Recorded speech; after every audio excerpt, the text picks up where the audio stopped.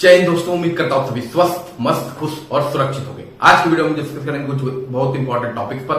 आज हम बात करेंगे UP triple SC JEE civil department scheme को लेकर जो ट्विटर कैंपिंग कल हुआ, उसका क्या बेनिफिट हो सकता है, डिपार्टमेंट स्कीम क्यों इतना इंपॉर्टेंट है, क्या वाकई इसकी वजह से कट ऑफ में बहुत बड़ा फर्क देखने को मिलेगा, उस पर भी बात करेंगे।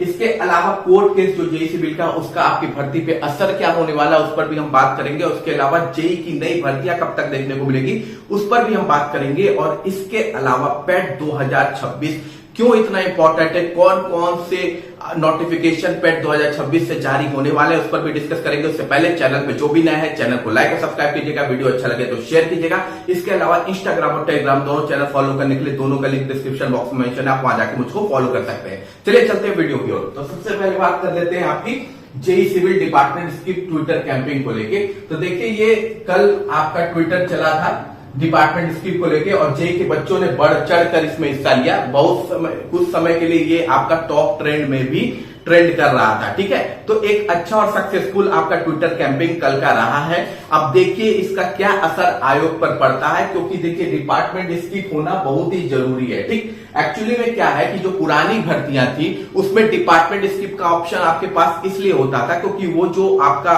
जो भी आपका डॉक्यूमेंट वेरिफिकेशन कंडक्ट कराया जाता था वो ऑफलाइन कंडक्ट कराया जाता था, लेकिन अब हो गया ऑनलाइन।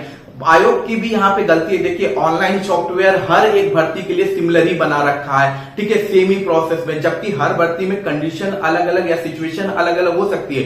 उसको लेके आयोग तैयार था नहीं। आयोग ने ऑनलाइन शुरू करा दिया, लेकिन उन्होंने ये नहीं सोचा कि हर भर्ती पे ऑनलाइन सही रहेगा आपका कि नहीं, डॉक्यूमेंट वेरिफिकेशन ऑनलाइन सही रहेगा कि नहीं रहेगा, ये उन्होंने सोचा नहीं, ठीक है। तो सबके लिए समान तरीके का ऐप बना लिया, ठीक। कई सारे जो भर्ती हैं, जैसे एएसओ की भर्ती है, जेईई सिविल की भर्ती है, इन सब में डिपार्टमेंट के ऑप्शंस होते हैं जिन्हें स्किप करने का भी ऑप्शन उन्हें देना चाहिए था। ऑनलाइन में चूंकि एक ही सॉफ्टवेयर के प्रोसेस पे सब चल रहा है, इस वजह से यह ऑप्शन जो पहले आपको ऑफलाइन डीबी में इजीली मिल जाता था, वो ऑप्शन आपको नहीं मिल पा रहा है, जिसकी वजह से दिक्कतें आ रही है। अब प्रॉब्लम यह है कि हल्ला काफी ये भी है कि जो डिपार्टमेंट स्कीप अगर नहीं होगा तो कट ऑफ में बहुत फर्क देखने को मिलेगा। तो देखिए, बहुत ज्यादा फर्क देखने को नहीं मिलता है। कट ऑफ में थोड़ा भी फर्क आपके बहुत अच्छे खासे बच्चों को इंक्लूड कर लेता है, ठीक है। आपको लगता है ना कि एक नंबर का तो डिफरेंस है, उस एक नंबर के डिफरेंस में कई 100 बच्चे आ जाते हैं। ये अंदाजा आपको नहीं होगा कि 1% की जो एक नंबर होता है ना, उस एक नंबर के बीच में अगर बहुत ज्यादा बच्चे हैं तो 1000-2000 का डिफरेंस देखने को मिलेगा। कम बच्चे हैं तब भी 50 से 100 बच्चों का डिफरेंस आपको देखने को मिल जाता है, ठीक है। तो जो आपका कट ऑफ है उसमें कोई बड़ा असर इसमें देखने को नहीं मिलेगा। ऐसा नहीं है कि बहुत 5 नंबर का डिफरेंस दिख जाएगा, दिखेगा वही 1 से 2 नंबर का आपको डिफरेंस। अपर जो पोस्ट है, जैसे कि पीडब्ल्यूडी, आरईडी जैसे पोस्टों में आपको पॉइंट्स में ये डिफरेंस देखने को मिल सकता है, और जो लोअर है उसमें आपको ज्यादा से ज्यादा 1 या 2 नंबर का डिफरेंस देखने को मिल सकता है। लेकिन ये 1 से 2 नंबर के बीच में कई सारे ऐसे बच्चे हैं जो आपके नहीं हो पाएंगे, जो डिपार्टमेंट स्कीम से हो सकते थे, और हो सकता है कुछ सीटें भी आपकी बर्बाद हो जाए, यानी 600, 700, 800 सीटें भी बर्बाद हो जाए। देखिए, मैं ये कहूंगा कि अगर आप डीबी स्किप कर दीजिए तो कुछ लोग का भला हो जाएगा। तो आप भी जानते हैं कि आप रह रहे हैं उत्तर प्रदेश में, यहां आप चिल्लाते रह जाइए कि डीबी स्किप कर दीजिए। लेखपाल इसका बेस्ट एग्जांपल है। वहां बच्चों से कहा जाता रहा कि डीबी स्किप कर दीजिए, डीबी स्किप कर दीजिए, लेकिन शो ऑफ के लिए डीबी में बैठे भी, ठीक, सेलेक्ट भी हुए और ज्वाइनिंग भी नहीं ली। नतीजा क्या हुआ, 1500 से 2000 सीटें लेखपाल में प्रीवियस भर्ती में खाली चली गई, ठीक है। इतना डीबी स्किप चिल्लाने के बाद तो जेईई में भी हम लाख चिल्ला रहे हैं, लेकिन ये सबको पता है कि बच्चे जो है वो अपने हिसाब से चलेंगे। वो अपने डीबी में बैठना होगा तो बैठेंगे, नहीं बैठना होगा तो नहीं बैठेंगे, ठीक है। तो डीबी स्किप के लिए मैं आप अपनी तरफ से तो कह रहा हूं कि भाई आप डीबी स्किप कर सकते हैं ताकि किसी एक जरूरतमंद को मौका मिल सके, लेकिन बाकी तो उन पर है, वो क्या करते हैं क्या नहीं करते हैं, ठीक। तो ये प्रॉब्लम आपको देखने को मिलने वाली है डिपार्टमेंट स्कीम को लेके कि आपके कट ऑफ में जो बच्चे हो सकता था कि 22 या 23 नंबर पे हो सकते थे, वो नहीं हो पाएंगे, ठीक है। जो 1-2 नंबर का जो फर्क आएगा, उस 1-2 नंबर से बहुत अच्छे खासे बच्चे छट जाएंगे। कहने के लिए वो छोटा सा नंबर है, लेकिन अच्छे खासे बच्चों को वो छाट देगा। अब यहां प्रॉब्लम क्या है, प्रॉब्लम ये है कि आयोग हमारी सुनता है कि नहीं, ये बड़ा इंपॉर्टेंट है। देखिए, हम दोनों कंडीशन के लिए चल सकते हैं। पहली कंडीशन ये कि या तो हमारी कैंपिंग सक्सेसफुल हुई है तो आयोग इस पर संज्ञान ले, या फिर आपका हो सकता है कि आयोग इस पर ध्यान ही ना दे, तो हम दोनों कंडीशन को लेके चलेंगे। ठीक है, पहली कंडीशन तो है तो हमारी बेनिफिट है, लेकिन दूसरी कंडीशन नहीं होती है, तो ऐसे सिचुएशन में डीवी की भी एक ऑप्शन रह जाता है। वो पर्टिकुलर बंदा जो एक अच्छे डिपार्टमेंट, अच्छी जॉब, सेम लेवल पे में, या एसएससी जेई में सेलेक्ट है या आरआरबी जेई में सेलेक्ट है, तो वो अपना डीवी स्किप जरूर कर देगा।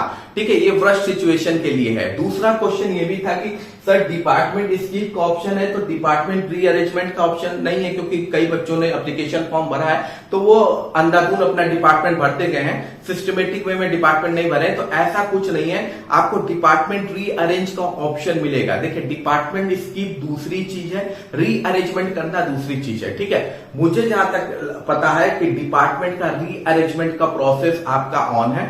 आप रीअरेंजमेंट का प्रोसेस, आपको चांस मिलेगा कि आप अपने डिपार्टमेंट को रीअरेंज कर सकते हैं। ठीक है, तो दोनों में कंफ्यूज मत होइए, स्किप अलग चीज है, रीअरेंज करना अलग चीज है। ठीक है, और उसके बाद आपका कोर्ट केस को लेके भी है कि जेई के जो कोर्ट केस चल रहा है उसकी वजह से आपकी भर्ती पर क्या इफेक्ट पड़ेगा, तो कुछ भी इफेक्ट नहीं पड़ेगा। ये आपका किसी तरह के क्वालिफिकेशन को लेके केस नहीं है। क्वालिफिकेशन को लेके केस होता तो भर्ती अटक सकती थी। यह केस आपका नॉन पेट वर्सेस पेट है, और इससे पहले भी कई भर्तियों में ऐसे केसेस हो चुके हैं जब बच्चों ने पेट दिया नहीं है पर वो एग्जाम में बैठने के लिए परमिशन लेना चाहे, और हर समय जजमेंट आपके आयोग के फेवर में आया है। तो ये इतना मान के चलिए, इस केस का कोई भी असर आपकी भर्ती पर नहीं होने वाला है। 100% चांसेस है वहां आयोग आपका जीतता हुआ नजर आएगा। ठीक है, दूसरी इंपॉर्टेंट चीज आपकी जेई की न्यू वैकेंसी को लेके बच्चों का क्वेश्चन है, तो वो भी आपकी इसी पेट से आएगी। ये अगले पेट में नहीं जाने वाली है, पेट 2026 में ना जाके पेट 2025 में ही आपको इलेक्ट्रिकल, मैकेनिकल, सिविल तीनों की और एग्रीकल्चर चारों की भर्ती आपको देखने को मिल सकती है। इसी आपके सितंबर अक्टूबर के बीच में आपको ये नोटिफिकेशन देखने को मिल जाएगा, क्योंकि अभी मुझे जहां तक लगता है पेट 2025 दिसंबर तक वैलिड है, तो उतने के बीच में आपको ये भर्तियां देखने को मिल जाएंगी।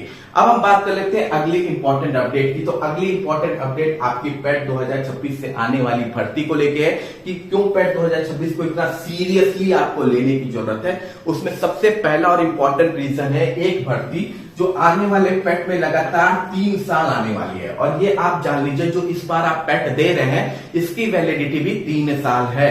ठीक है, यानी अगर आप यहाँ एक बार अच्छा स्कोर कर लिए तो बाकी 2 साल आपको पेट देने की जरूरत नहीं है, और आप बाकी 2 साल के पेट की भी भर्ती में भी इन्वॉल्व हो सकते हैं। तो क्यों ये इंपॉर्टेंट है, उसमें सबसे इंपॉर्टेंट है वीडीओ और वीपीओ। ये 2 भर्तियां आपकी दोनों अलग अलग भर्तियां आएंगी, और लगातार 3 पेट से आएंगी, यानी इस पेट से भी, 26 से भी, 27 से भी, 28 से भी आपको देखने को मिलेगी, क्योंकि लगभग इसमें 4376 पदों को अनाउंसमेंट किया गया है। ठीक है, 4376 पद अकेले बीपीओ के अभी अनाउंस है, वीडियो के तो अलग है।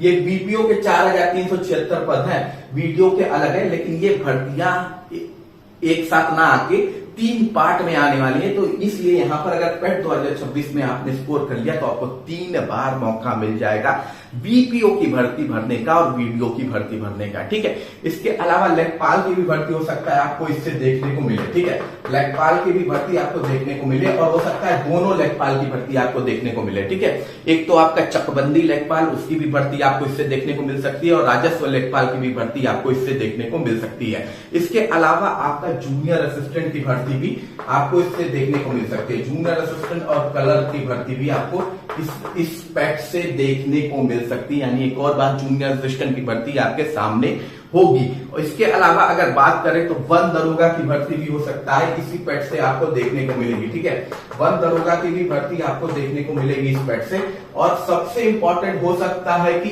एडीओ की भी भर्ती। अब ज्यादातर चांसेस है कि ये एडीओ की भर्ती जो पहले आपकी पेट 2025 से आने वाली थी उसके भी चांसेस हो गए हैं कि पेट 2026 से ये आपको देखने को मिलेगी। ये बहुत ही अच्छी भर्ती होती है, अच्छे खासी ग्रेड पे की भर्ती होती है, 4200 ग्रेड पे की ये भर्ती है। ठीक, और इसमें भी स्पेशल क्वालिफिकेशन है, केवल कॉमर्स वाले, एग्रीकल्चर वाले इस एप्लीकेशन फॉर्म को भर सकते हैं। तो ये बड़ा इंपॉर्टेंट भर्ती हो जाता है। ठीक है, इसकी कट ऑफ भी कम जाएगी क्योंकि ये स्पेशल क्वालिफिकेशन वाली भर्ती है। तो ये भर्ती भी उम्मीद है कि पेट 2026 से आपकी आने वाली है। तो इन सारी भर्तियों के अलावा और भी बहुत सारी भर्तियां हैं, जैसे लाइब्रेरियन की भर्ती आपको देखने को मिल सकती है, फिर दरोगा की भर्ती आपको देखने को मिल सकती है। वन दरोगा की मैंने ऑलरेडी मेंशन कर रखा है। ठीक है, तो और भी बहुत सारी भर्तियां हैं जो आपको इससे देखने को मिल जाएंगी।